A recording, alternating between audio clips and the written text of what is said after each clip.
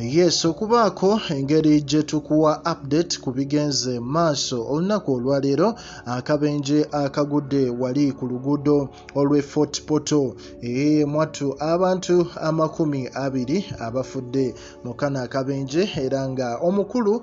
Bobi Kyadachi avuddeyo n'ayogera ku nsonga eno olw'ensonga nti olunaku olwaleero wabaddeyo obubenje bubiri obubadde serious mwattu kwe kubadde akabenje akasse abantu 20 era nga akabenje kano kabadde ku luguudo olw'e Fort Portal n'akabenje akalala akabadde side zawali Embale Tirinyi Road era nga kano kafiiriddemu abantu 6 mwattu Bobi Wine avuddeyo n'agamba nti my thoughts and prayers go out to families of the 26 people who perished in the motor vehicle accidents that occurred today morning in Fort Portal and Mbale respectively. May your dear ones rest in eternal peace. Ekintu kino kimukuteko nnyo olw'ensonga nti mwattu okufiirwa omuntu mu bintu bwe biti olabira ddala nga Bambi kiba kibi nnyo olw'ensonga nti baasi evudde oba baasi efunye akabenje naddala ku luguudo olw'e Fort Portal baasi eya Link abantu ne bafa era nga omu ku bakulu avuddeyo abatwala ensonga zino ez'enguudo avuddeyo n'agamba nti bagenda gezaako okunoonyereza ki ekivuddeko akabenje kano naye nga mwattu ebintu abantu bali mu maziga olw'ekikolwa ekyo ekibaddewo olwaleero era ngezaako wano okunoonyeza komenti olw'ensonga nti mubaddemu omu ku bantu akomenti nze n'alagira ddala nti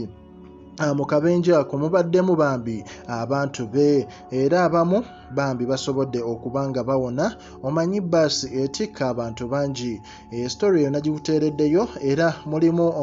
omukulu amanyiddwa nga Ramadhan Abdallah avuddeyo n'agamba nti my brother survived meanwhile dad used same company bus yesterday from Bundibujo to Kampala ndowooza owulira emikisa oba abantu abaliko oluusi Katonda ono agambye nti muganda we yasobodde okubanga awona naye ate era taata we naye yakozesezza ekkubo lyerimu n'akozesa ne baasi ya Linki okusobola okubanga ava ebundibujo ngadde Kampala bano bonna basobodde okubanga ate bo bawona omukyalo omu avuddeyo n'agamba nti Fred Lumbuye told and warned about these accidents well organized by anateekawo General Museveni to kill Ugandans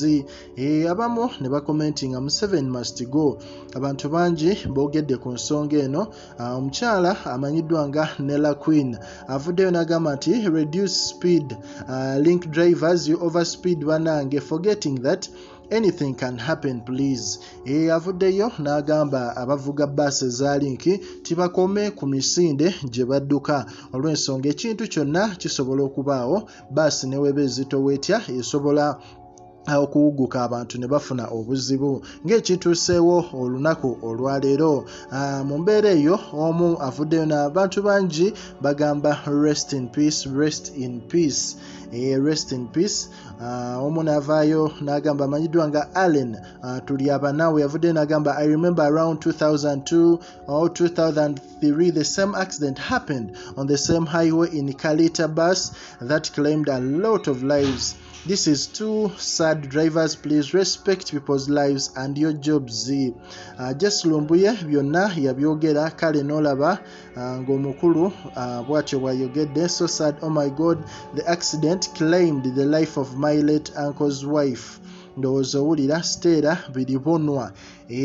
this has come just after the death of her husband last year who was claimed by COVID-19 so ndowooza olaba abaana bavuddeyo ne babaako bye boogera nsoma comments zammwe uno ku Prejan Media abaana basinga badde Bambi balabaddeko n'abantu baabwe mu baasi eyo esobodde okuba ng'efiiramu abantu 20 ene badde follow up story era nga nkugamba nti ffe ku Prejan Media tuwaayo okubanga tukuwa updates ezigenda mu maaso mu ggwanga lyattu eya Uganda likinga commentinga era subscribing